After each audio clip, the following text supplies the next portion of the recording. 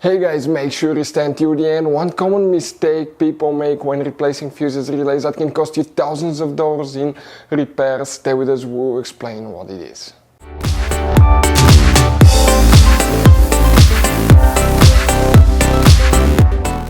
Hey guys, welcome back to Auto Repair guys. Thank you guys for watching and subscribing to the channel. Today guys will be super helpful video to any of you having a Mercedes E Class, that generation that you see right here from year 2010 to year 2016.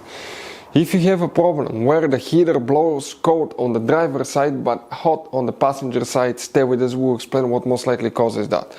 It's nothing related to the heater itself. Heater probably works fine if one side gets hot air, but it could be a really easy fix. We'll explain what you need to check, what you need to test. Stay with us, we'll cover that, where you can buy cheap parts, tools for your Mercedes or any car at a good price, quick shipping, that way you do not waste money and time, and why it's always a good idea to test fuses and relays. All that guys will be covered absolutely free for your convenience. Make sure you stay until the end. So before we start, let us tell you a little bit about us guys. Now, if you have a Mercedes E-Class, that generation from year 2010 to year 2016-17 guys, this is the W212 guys. We're going to have a video for every single fuse relay on that car, why things do not work, why we're making this one, because we're trying to save you time and money guys. Let's say you're down the road in the middle of nowhere, your car does not start, you need to find where your engine starter fuse relay is located guys, where you can find fuel injection system fuses, fuel pump fuses. All you have to do, come to the channel, watch that video, 1-2 minutes, you're back on the road guys. In addition, we'll share where you can buy cheap parts and tools, that way you do not waste your money and time. Every single car we get here at the garage, we try to make guys at least 200 to 300 free repair videos. We take them completely apart, we show you how to fix mechanical, electrical, engine work guys, body work, a little bit of everything, and we have more than 12,000 free repair videos on our channels that can save you thousands of dollars guys in free repair videos. Check it out if you need help with that. So let's go ahead and start on it now. So the heater, if it blows cold on driver's side, hot on passenger side, what you can expect to find guys. Now we'll demonstrate on that generation Mercedes E-Class. This is known as W212. This is the model before the facelift, this is after the facelift. Now that's practically the same generation, it will work for both. If you guys open now, if you open the hood right here, that's your engine, right? That's the coolant reservoir, how the heater works. Practically the coolant, the antifreeze gets warm inside the engine, goes in the heater, in the cabin, okay, and releases the heat in the cabin. But if it blows cold only on the driver's side but hot on the passenger side, what can cause that? Okay, now before we guys continue, let's quickly explain why it's always a good idea to test fuses and relays.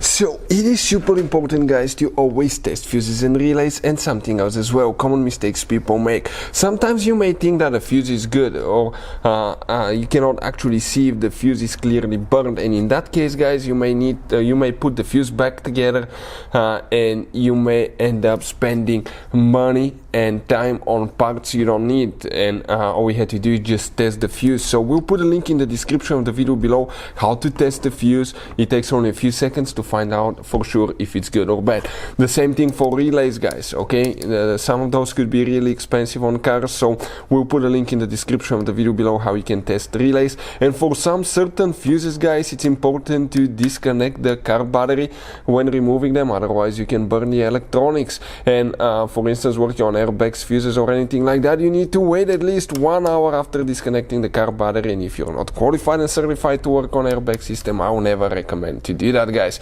But when disconnecting the car battery guys, okay, common mistake people make, it's important to know which battery terminal you reconnect first. If you do it the wrong way, you can burn electronics modules. How we know about that? We burn before the traction control module on BMW that cost us $2,000 guys. So we'll put a link in the description of the video below which battery terminal to disconnect first. Check it out for your convenience. So guys, okay, if the heater doesn't work on one side, that's most likely a simple fix. You have dual climate control. That means that you can regulate the temperature on the driver's side and on the passenger side. In order to do that guys, okay, you have two switches, right? But also you have two, it's known as blend door actuator. This is a device, an electric motor that turns a flap that turns from hot to cold. You have one on the passenger, one on the driver's side, so each person can adjust their temperature. If that blend door actuator malfunctions, usually you have plastic gear that cracks, wear out on the inside, it may start skipping, you may even start hearing a noise behind the dash. Okay, it will get that flap stuck in cold position, and even though the heater is on, you set the temperature on high, you may get cold air blowing through it. So most of the times, 9 out of 10 times, it's a bad blend door actuator. If you want to see how to replace one, how to test blend door actuator, we have videos on our channels. Check it out, guys. They're not very complicated to replace, and we'll put a link in the description of the video below where you can get them if you need to. Hopefully the video will be helpful. Thank you for watching and see you next time.